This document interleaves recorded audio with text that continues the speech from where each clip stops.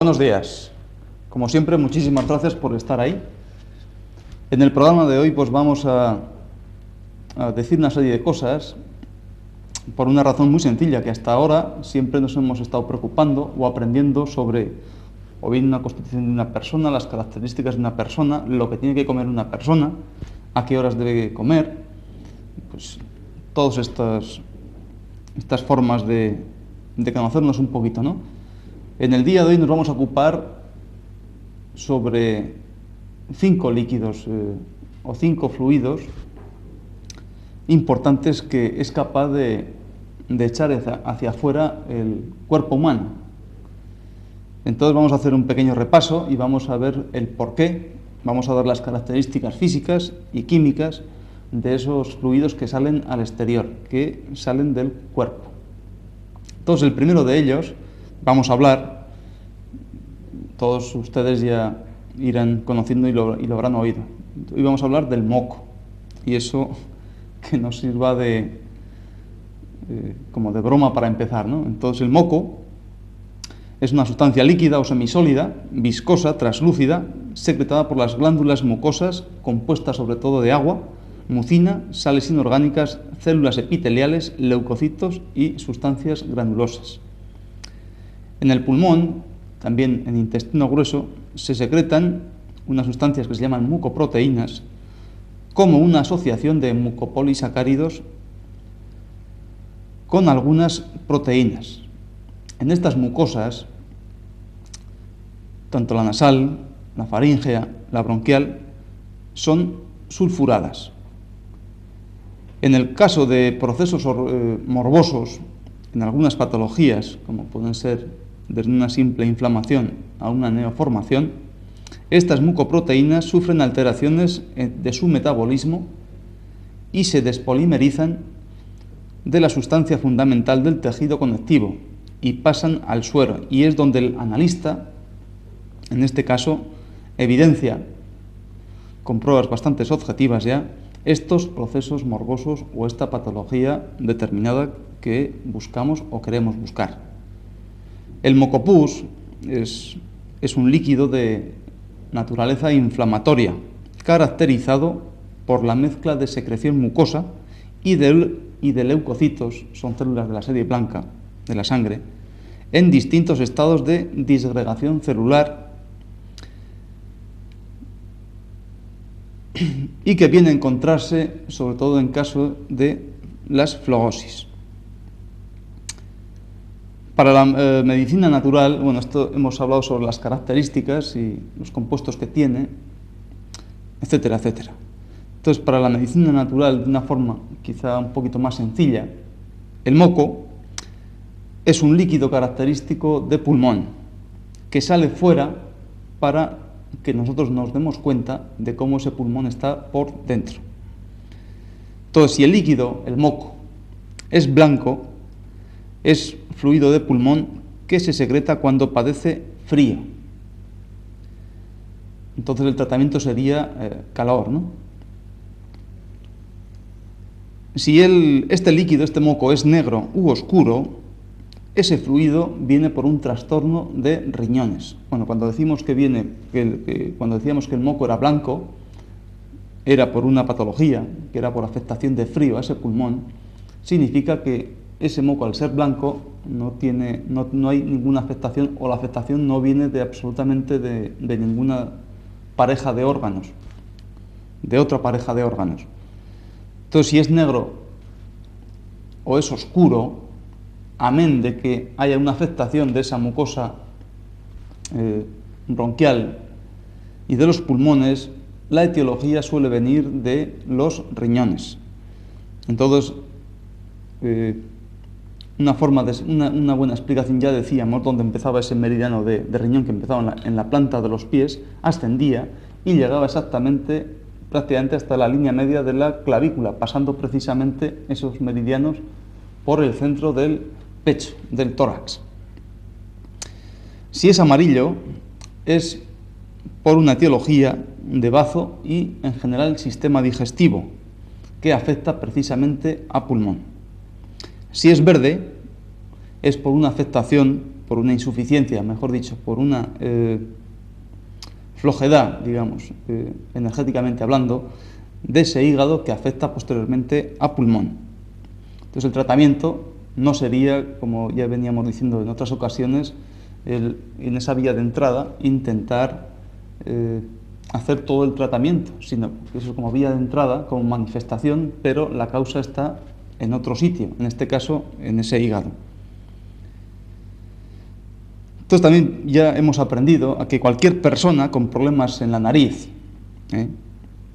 desde un aumento de ese moco, ese moqueo, desde una epistasis, un sangrado por esa nariz, hasta una sinusitis, que es la afectación de los senos maxilares. Bueno, también puede ser una sinusitis del seno frontal, o sea, todo lo que rodea a esa entrada, a ese comienzo de pulmón como órgano, que ya sabemos que empieza en la mismísima nariz. Es preciso tratar a ese pulmón, de tal manera que creo que alguna vez hemos comentado que a estos niños tan chiquitines, ¿no?, pues que se suelen enfriar mucho, que expulsan mucho moco por esa afectación de ese pulmón, esos bronquios, bastaba con dar masaje en ese meridiano de pulmón que veíamos, un masaje con ese brazo, porque eso va a ayudar, va a estimular directamente ese meridiano y posteriormente va a agradecerlo mucho ese órgano negativo como era ese pulmón. Entonces, el que una persona, vengo a referirme, lo más importante, el que porque moquee o porque eche mucho moco por la característica, ese moco ya no es visto como una sustancia que viene del exterior, sino también la característica, no la composición química, porque eso es in visu, pues no se puede establecer, pero bien esa cantidad, a qué hora suele moquear mucho más, y el color de ese moco ya nos puede evidenciar o ya nos puede hacer sospechar qué es lo que está pasando. Después hay que hacer un estudio mucho más profundo, como ustedes pueden comprender, pero ya vamos objetivando un poquito más y aprendiendo un poquito más esos signos que nos vienen del cuerpo para ayudar a conocernos un poquito más. Otro líquido que normalmente, pues, cuando vamos por la calle vemos echar a personas mayores y no tan mayores, normalmente pues repudiamos a la vista porque es desagradable, es el esputo. El esputo es un material que con la tos se expulsa por las vías aéreas, sobre todo tráquea y de bronquios. En condiciones normales, la expectoración es muy escasa, por ser poca la cantidad de moco que produce la mucosa bronquial. Está constituido casi exclusivamente por moco, conteniendo escasas células separadas de la pared bronquial o de las vías aéreas más altas, colonias de gérmenes, partículas de polvo y algunos leucocitos. En diversas patologías, la cantidad de esputo puede aumentar por estímulos inflamatorios o irritativos que aumentan la producción de este moco. Podemos tener por la presencia de exudado o también por la presencia de trasudado. La diferencia entre uno y otro es por el índice del mayor peso molecular, porque hay mayor o menor cantidad de proteínas. Entonces, la presencia de trasudados es lo que ocurre, por ejemplo, en el edema de pulmón, cuando se encharca ese pulmón de agua, ¿no? En estas condiciones cambia de características y puede asumir un aspecto distinto, un olor, un color y unas características microscópicas que, bueno, como tales características es preciso examinarlas pues al microscopio, ¿no? Bueno, el examen de esputos, pues un examen, eso se hace normalmente en los hospitales, es la recogida de estos de diversa forma, de tal manera que muchas veces, la mayoría de las veces se recogen unas cápsulas estériles y de ahí se procede a hacer el examen bacteriológico. Y también puede, en los casos de los niños, ellos al no expulsarlo, sino que es tragado, pues ya se recoge directamente de la cavidad del estómago. Entonces, en este examen de esputos hay 3 fases. Primero se hace un examen macroscópico, un examen microscópico y una investigación ante la posibilidad de que haya bacterias. El examen macroscópico hay que tener en cuenta, y es muy importante, la cantidad por 24 horas, o la cantidad que se excreta en 24 horas. Entonces se dice que si es mayor de 100 mililitros, ya podemos evidenciar pues, que puede haber edemas, bronquiectasias o cualquier otra patología de estas, ¿no? El aspecto es también muy importante, que sea denso y vítreo, como ocurre en el asma, purulento en el sentido de que haya abscesos, y espumoso y rojo en las hemoptisis. En el examen microscopio, ahí se evidencia la presencia de fibras elásticas, y eso se produce por destrucción del tejido pulmonar. Y ya en el examen bacteriológico es donde se pone de relieve con cultivos, con colorantes y también con la inoculación pues en animalitos, como en cobayas, ¿no? Entonces, esos cobayas, ya lo que se hace es estudiar en anatomía patológica, pues cómo variado o qué característica tiene su tejido linfático. En la medicina natural, un esputo, bueno, es otro punto de vista quizá más sencillito, ¿no? Un esputo es un líquido que sale por fallo de los riñones, aunque anatómicamente estos riñones estén bien. Y bueno, ya nos estamos acostumbrando que si decimos por un fallo de los riñones no significa que esos riñones ya pues estén fatal orgánicamente, sino que siempre hablamos primeramente de meridiano, posteriormente hablamos ya de órgano riñón. Y este se produce por disminución, como decíamos, de su energía vital, como ocurre, por ejemplo, en los ancianos, que por la vida que han vivido, pues lógicamente la energía vital de todos sus órganos y en especial de sus riñones pues va disminuyendo. Puede ser que los esputos no salgan ni con esfuerzo y entonces no dejen entrar el aire. Y entonces este es un síntoma primario de un fallo de la energía vital de riñones. Entonces ya nosotros acostumbramos ya a ir tratando, y que nadie se eche las manos a la cabeza, pues problemas de asma, de dificultad respiratoria, automáticamente lo tratamos en tonificación, con ese meridiano de riñones. Entonces ya es característico cuando vemos por la calle o vemos en la consulta o cualquier persona, estas personas pues que tienen mucha dificultad respiratoria, echan muchos esputos, normalmente son delgaditos y esa cara tiene una tez ciertamente oscura,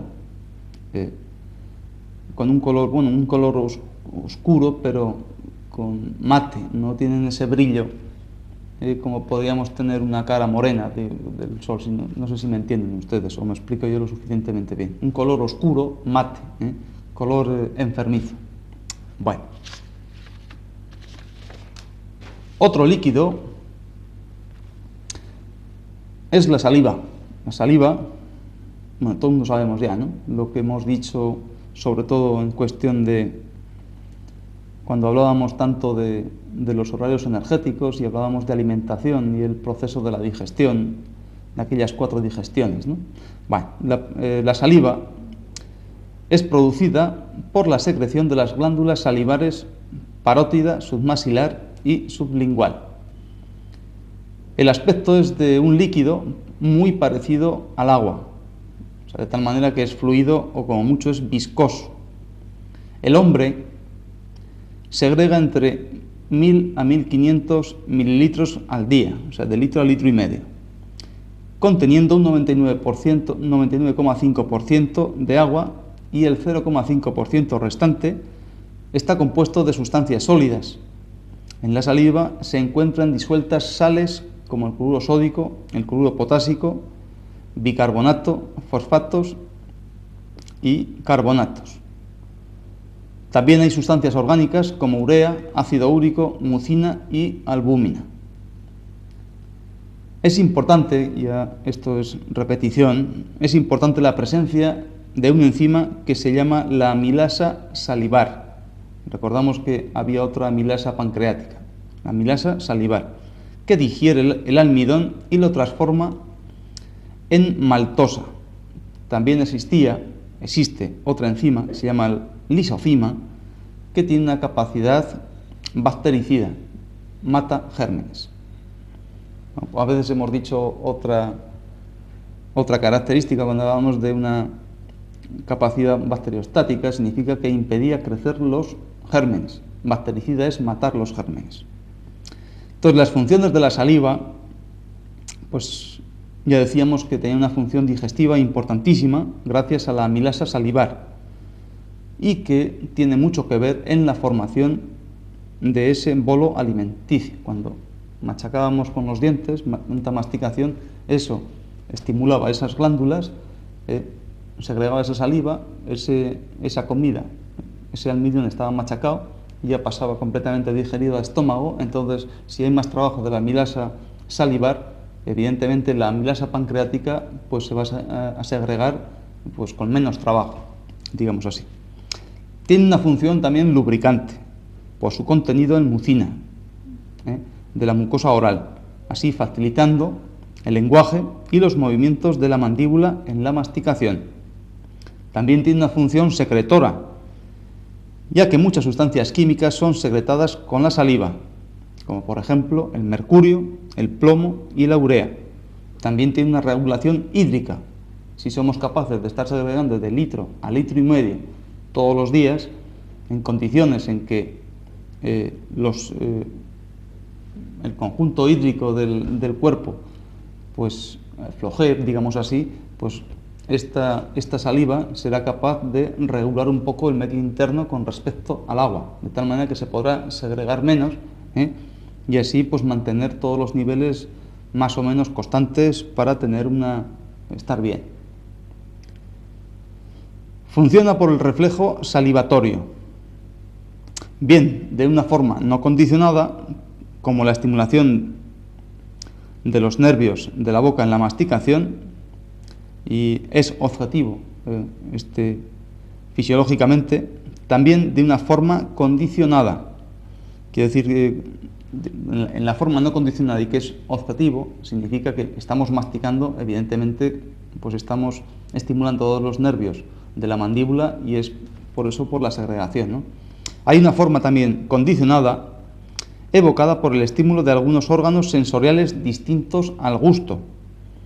Por ejemplo, el movimiento de la mandíbula y la lengua, el olfato y la vista también pueden provocarlo, por lo que se ve y por lo que se huele. De tal manera que muchas veces vemos cualquier comida o la olemos, y ya la boca se nos empieza a hacer agua, ¿no? Eso es lo que se dice. Y ese es un componente subjetivo, digamos así. Quiero decir con ello que yo puedo ver un pastel, si me gustan mucho los pasteles, y empezar a segregar saliva. A otra persona no le pueden gustar los pasteles, o los repudia, o no les gusta, o que sea, y ese reflejo no le sucede a ella. A eso me refería. Como tal, por medicina natural, la saliva es el líquido de la tierra, o sea, del bazo. Recordarán ustedes que en la teoría de 5 elementos, bazo y estómago eran componente tierra, así como riñón, vejiga era agua, etcétera, etcétera. Ustedes ya recordarán. Entonces, si hay mucho aumento de saliva en un niño, por ejemplo, el niño que babea mucho, significa que tiene un bazo fuerte por su constitución. Entonces, este niño, sin duda, comerá muy bien, hará muy buena digestión y correrá bien. Tendrá unas buenas piernas por ese meridiano de estómago que pasaba por la parte anterior de los miembros inferiores, bueno, llegado hasta la cabeza, ¿no? Una persona que no tenga saliva, apuesten ustedes lo que quieran, que esa persona no comerá bien. Entonces, un problema del bazo, cuando decimos que tenemos un bazo agotado, por ejemplo, en el caso de los diabéticos, ¿eh? Entonces, ¿qué es lo que tendremos? Amén de esos problemas digestivos, que evidentemente ya lo es, ¿no? Y problemas digestivos y problemas metabólicos, ¿eh? Pues habrá una pérdida de la defensa contra la inflamación, así como una pérdida de la defensa general del cuerpo, sobre todo en cuestión de la serie blanca de la sangre. Por tanto, habrá cantidad de enfermedades que conocemos con el nombre de reumáticas.